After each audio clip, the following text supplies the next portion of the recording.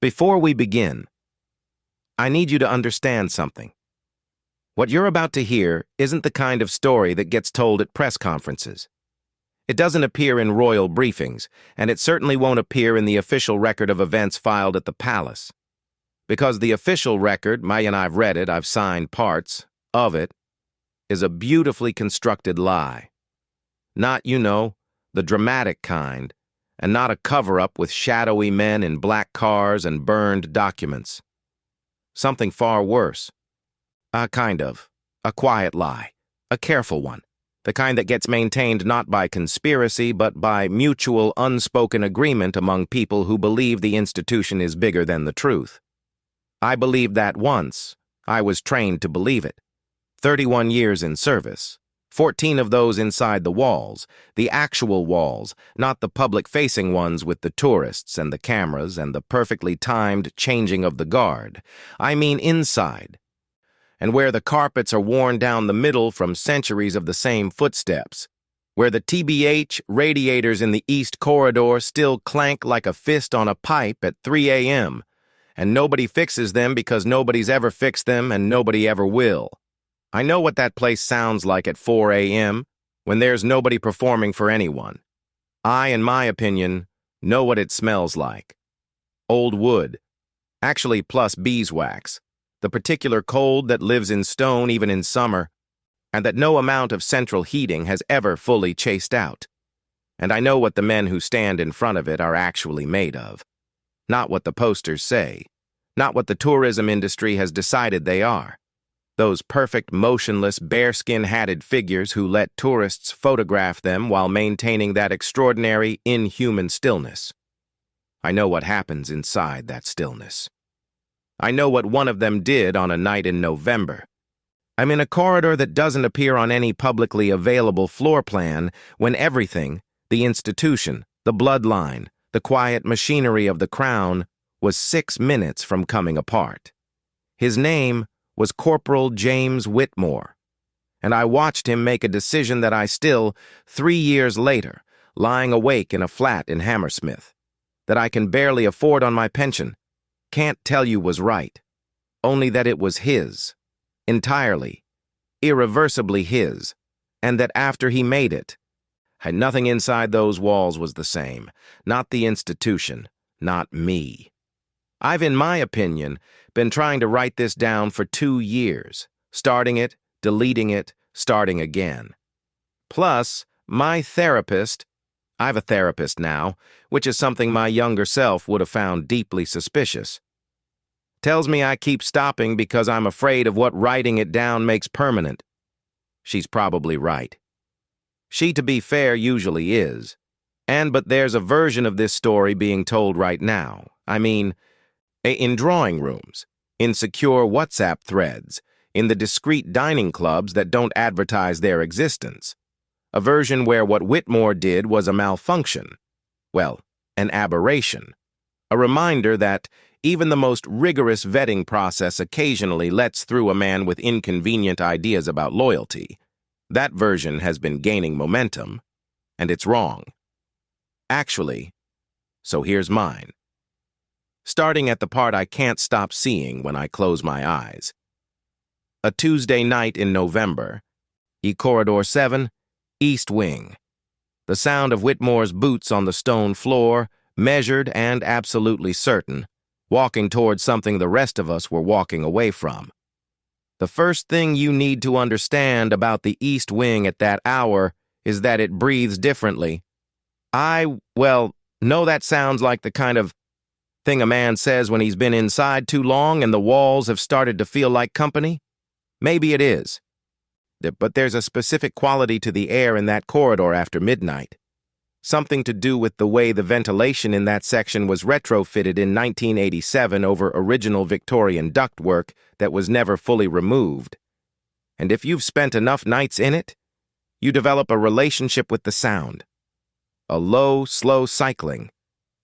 Pretty much almost respiratory, like something very old. Dreaming. I was 47 years old that November, and I'd spent 14 of those years developing that relationship.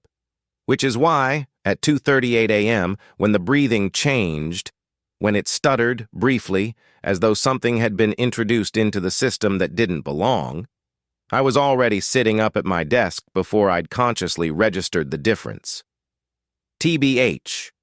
My logbook was open. I keep it that way habitually, pen clipped to the current page. A quirk, now which my former sergeant called it a nervous tic, dressed up as professionalism, and he wasn't entirely wrong. But the act of logging, the physical drag of pen across paper, the particularity of noting times and observations in my cramped, backward-leaning script, it keeps me tethered. When I am uncertain, I write it down. The writing makes it real. The real can be managed. I wrote 238. Ventilation irregularity, East Corridor. Duration approximately. For what it's worth, 4 seconds. No obvious cause, and then I put down the pen and reached for my radio. Whitmore had been on static post since 2200 hours. 4 hours and 38 minutes of standing at attention at the junction of corridors 7 and 9, what the internal maps designate as checkpoint Foxtrot, which sounds operationally serious and is, in practice, an ornate alcove containing an early Georgian writing desk that nobody has written at since approximately 1923. The corridor well is rarely used. That the wing it protects houses administrative records and a restoration workshop that operates exclusively between the hours of 9 and 5. At 2:38 in the morning there's no reason for anyone to be in Corridor 7. That is basically, specifically, and entirely why someone is always stationed there. Protocol. Plus, the palace runs on protocol the way older bodies run on habit, not because the habits are still necessary, but because the abandonment of them would require acknowledging a version of reality nobody has any interest in acknowledging. The post at Foxtrot was established after an incident in 1972 that appears in internal records only as the Whitehall matter, about which I've been told with great warmth and absolute finality that I don't have sufficient clearance to know more. So, Whitmore, Foxtrot, and 2200 to 600, 8 hours alone, in a corridor that breathes. Most men, by hour. 4. Are fighting the particular madness of sustained stillness. I've done those posts myself, which I know the way the mind begins to fill silence with architecture, building elaborate internal structures to have somewhere to be that isn't standing at attention in front of a Georgian desk at 3 a.m. Some men mentally draft letters they'll never send. Some run football matches behind their eyes, player by player, possession by possession. One man I knew, Corporal Heaton, who retired in 2019, spent entire 8-hour posts mentally rebuilding, in exact detail, the engine of the first car he'd ever owned. Whitmore, from everything I later pieced together, logged things, not on paper kind of, in his head. He cataloged the sounds of the corridor, their order and frequency, with the same obsessive precision I apply to paper. He had spent, by that night, 73 previous tours at Foxtrot. He knew that corridor's breathing the way I knew it from the outside. Better, maybe. Which is how, at approximately 2:31, 7 minutes before my own ventilation irregularity, Whitmore knew something was wrong. He didn't reach for his radio. I've thought about this more than I should. More than is, arguably, healthy. That 7-minute gap between his awareness and his action, it is the part of the story that other men, the men telling the other version, point to as evidence of either catastrophic breach of protocol or something darker. Prearrangement. Some have implied, though without ever being willing to say it plainly. Because saying it well, plainly, would require having actual evidence, and evidence has a way of not cooperating with preferred narratives. I watched the CCTV footage 17 times before it was archived beyond my access level. What I saw those 17 times wasn't a man prearranging anything. What I saw was a man doing a very precise, very quiet calculation. He turned his head, a small movement, barely perceptible, be the first deviation from attention standard stillness in 4 hours, toward the ventilation grill on the north wall, held honestly there for perhaps 3 seconds. Then he turned back to facing forward, and his right hand, which had been at his side, moved approximately 2 inches toward the baton on his hip, and then stopped. Stopped. He chose in that moment not to reach for anything. Not the radio, not the baton, not the alarm strip that ran the length of the corridor's skirting board, and the one that would bring 4 armed officers to Foxtrot in under 90 seconds. He chose to be still, to be, from the outside, indistinguishable from a man who had noticed nothing, and to wait. I've considered the possibility that what Whitmore did in those 7 minutes constitutes a dereliction of duty so complete it borders on treason, and I've considered it seriously, with the same rigorous discomfort I bring to any conclusion I don't want to reach. I've a responsibility to that discomfort. 14 years of it, but here's what the official report doesn't mention, because the official report was written by people who weren't in that corridor and who needed the event to have a certain shape. There was a second person in the ventilation space, not the individual we subsequently identified, a former Palace employee named Rennick, who had retained a copy of the 1987 maintenance schematics and had been, we later discovered, paid very well by someone whose name appears in our files next to a parliamentary title and a long career of impeccable public service. Not Rennick and someone else, basically, in a second position. Positioned at the junction of the ductwork specifically to monitor whether Foxtrot triggered an alarm response, I guess a counterwatch.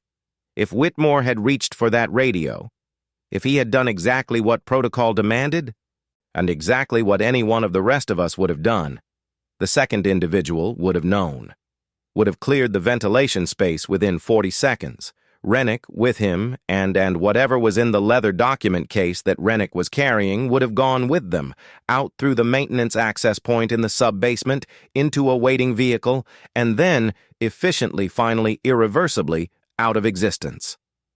Whitmore knew about the counter-watch.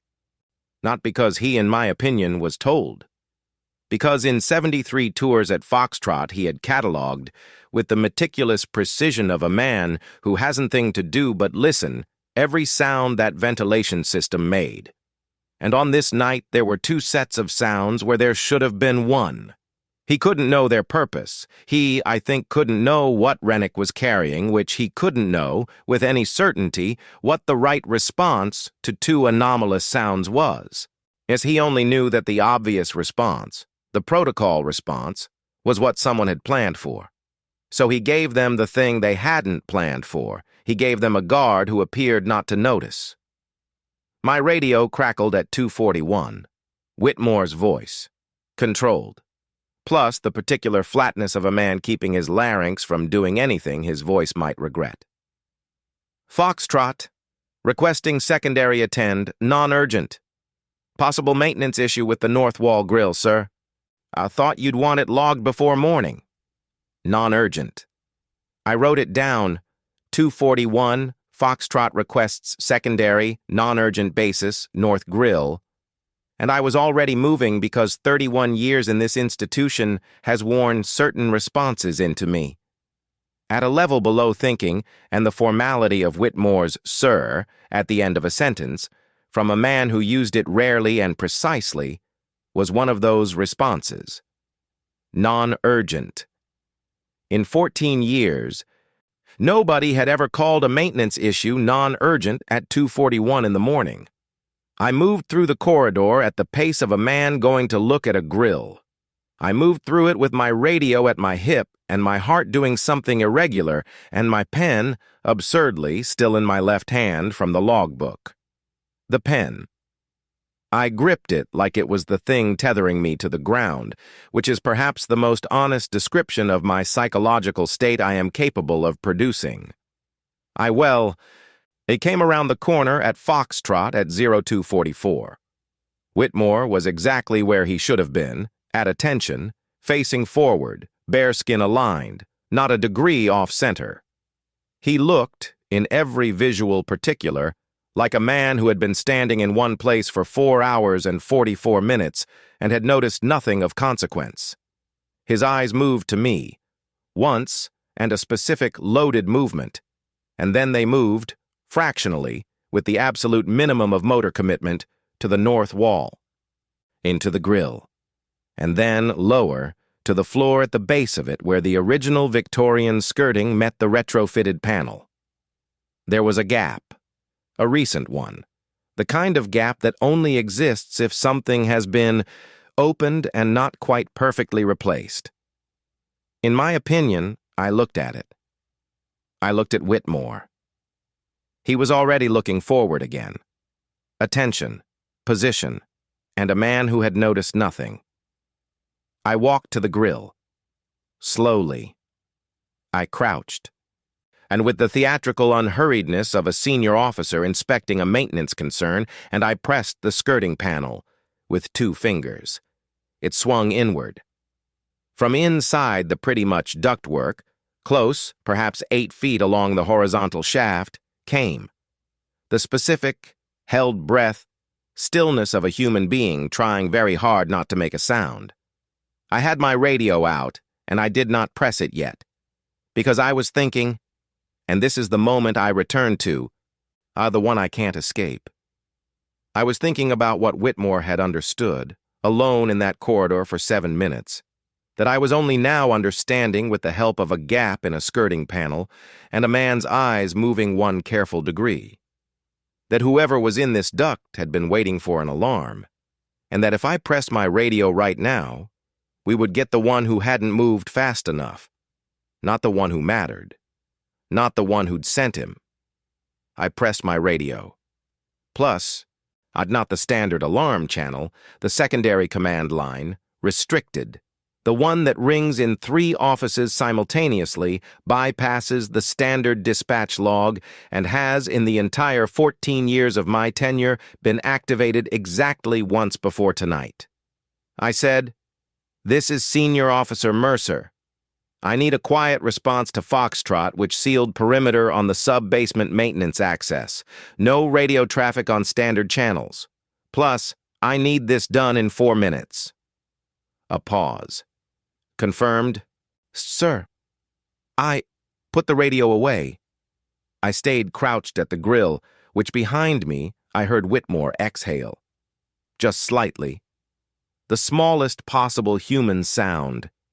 The kind a man makes when he's been holding something for a very long time and has finally just barely been permitted to set it down.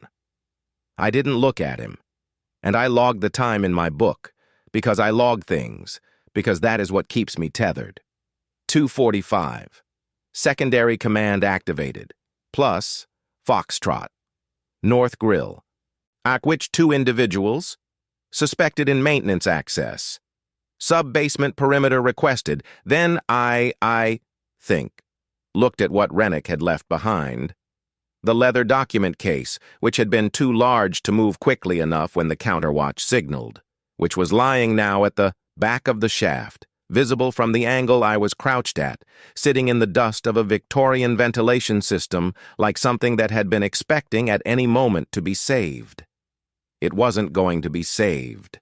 Yeah, but what was inside it?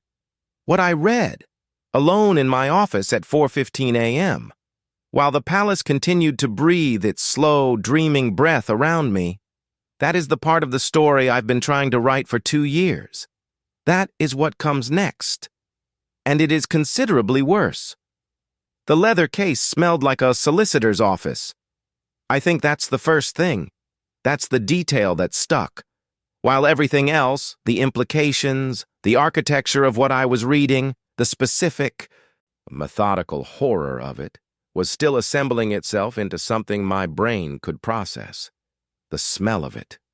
Old leather, you know, lanolin, the particular dry staleness of documents that have been in proximity to other documents for a very long time. The smell of a profession that traffics in the careful management of consequences. Someone had been very organized about this.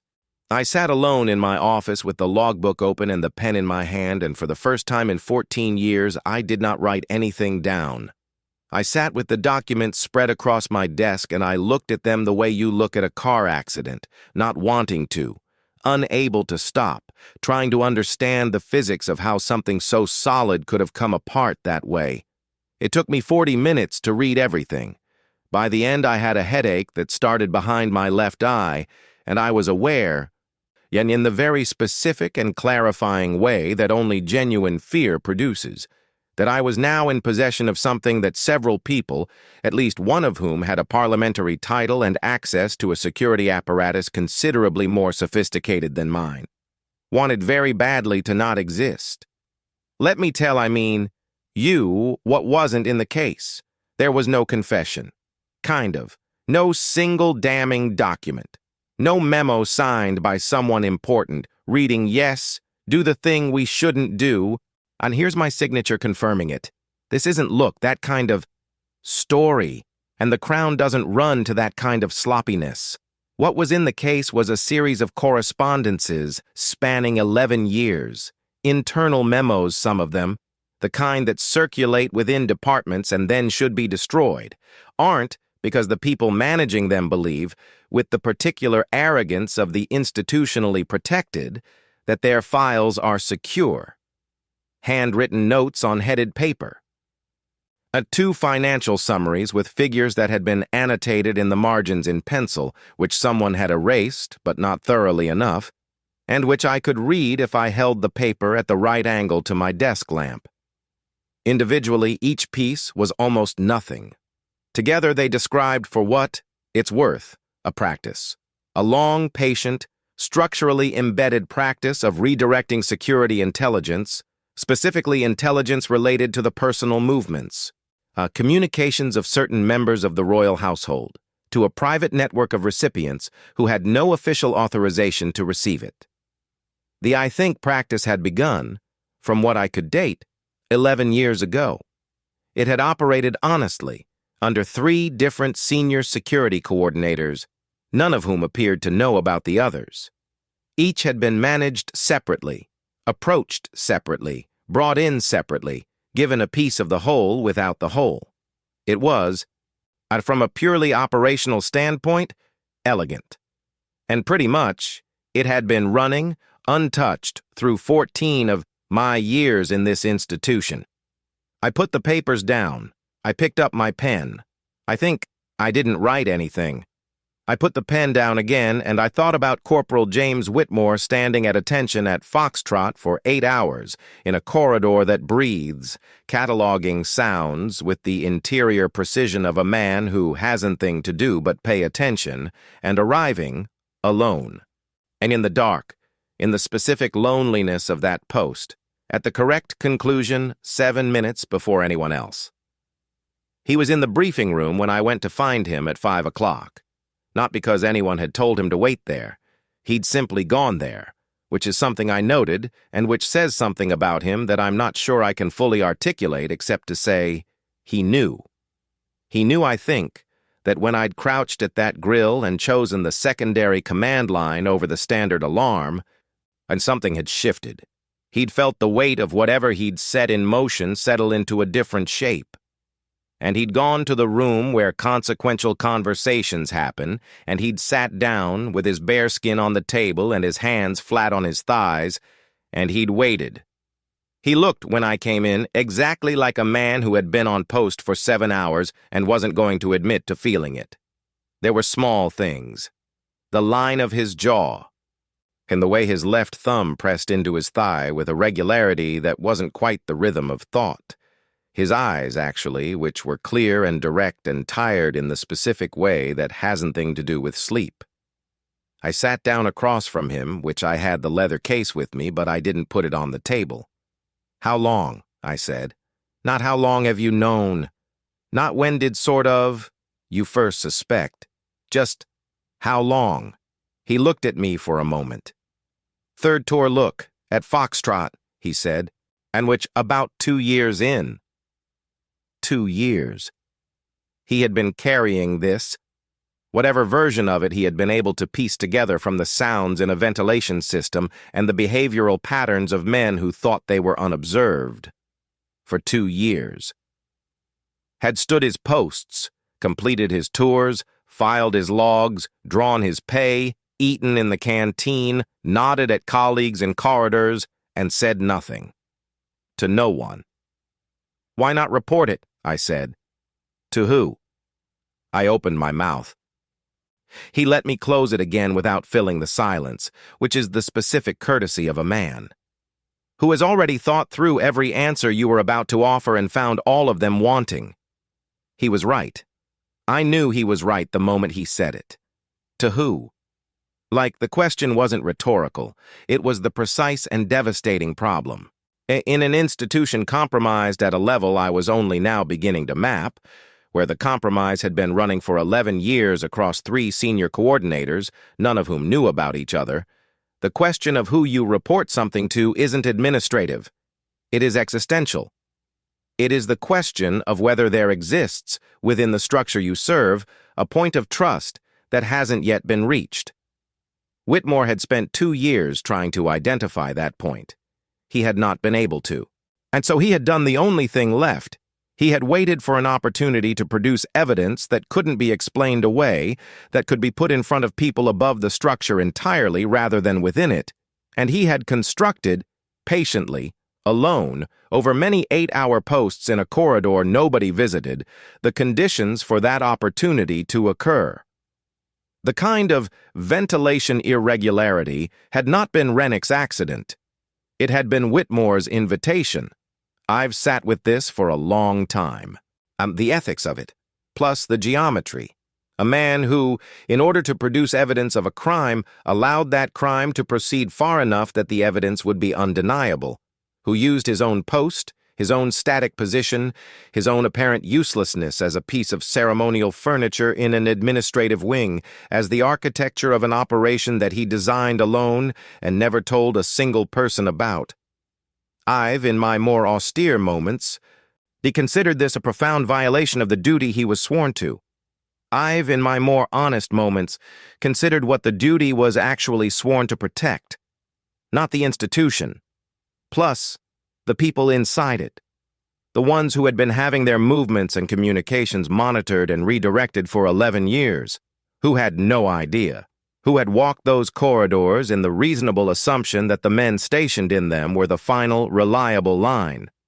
Whitmore had made a decision about which version of his duty was the real one. It wasn't the kind of decision that appears in any training manual. It was the kind that you make alone, at 2:31 in the morning, in a breathing corridor, with only the sounds of a ventilation system for company, when you've had 2 years to think about it and have arrived, finally, at the conclusion that the formal version of the right thing and the actual right thing are no longer the same. We sat in that room for 20 minutes. He answered my questions with the compressed economy of a man who has rehearsed nothing but has thought about everything. No embellishment, basically, and no bid for credit or commendation. When I asked him, at one point, what he'd have done if the opportunity at Foxtrot had not presented itself, if Rennick had never moved, if the counterwatch had been better positioned, if the case had made it out through the sub-basement, he thought about it. "Kept watching," he said. That was all. Kept watching, kind of, and as though the alternative, the giving up, the self-protective silence, the decision to let a 2-year accumulation of knowledge calcify into the private burden of a man who stands at attention for 8 hours in a corridor that nobody uses, wasn't something he'd seriously entertained. I wrote it in my log, 523, Whitmore, kept watching. Then I did something I've not in 31 years done before. I closed the logbook, put it in the desk drawer. Well, I left it there. The case went up 3 levels above me before the day was out. By the following afternoon, there were people in the building whose function is to have no visible function, moving through the corridors with the quiet unhurriedness of men who have seen things of this magnitude before and have developed an operational relationship with the patients required to manage them. Doors were closed. Look, that don't usually close. And meetings were logged, and then those logs were logged somewhere else, and then the first logs were amended. The parliamentary title I mentioned, the long career, the impeccable public service, that individual is still in his position. He is scheduled to attend a ceremonial function at the palace in March. He will walk through those corridors. He will nod at the men stationed in the alcoves and the junctions, the ones in the bearskins, and the ones who face forward and appear not to notice anything. He, for what it's worth, will have no way of knowing which ones have been watching him, and for how long, and with what precision. He will feel, in all probability, completely safe. This is a specific and appropriate thing for him to feel. Whitmore was transferred, and not punitively. The transfer was positioned very carefully as a commendation. Enhanced post, increased security clearance, and the kind of move that looks, from outside, like exactly what it purports to be. I signed the paperwork. I wrote in the transfer recommendation a paragraph describing Corporal James Whitmore's distinguished record, his highlight composure under operational conditions, his exceptional situational awareness. All of it accurate, all of it selected with the specific care of a man who's permitted to describe the shape of a thing but not its substance. His new post is inside, further inside than Foxtrot. Further inside than I've clearance to know the details of. I think about that sometimes. About what he's listening to now. What sounds he's TBH, cataloging, in what corridors, with what 2-year patience. I think about the thing he said to me in the briefing room, kept watching, and I think about the specific discipline that requires, the faith it requires, not faith in the institution. I'd not faith in the protocol or the chain of command or any of the formal architectures we're trained to locate our trust inside.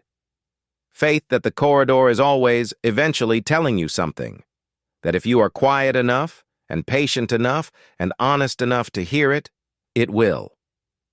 I retired 8 months after that November. My therapist says I left because I'd seen too much. She says it with a kind of gentle certainty that I find both touching and not quite accurate, and I've not yet figured out how to explain the distinction to her without explaining the substance, because it wasn't what I'd seen.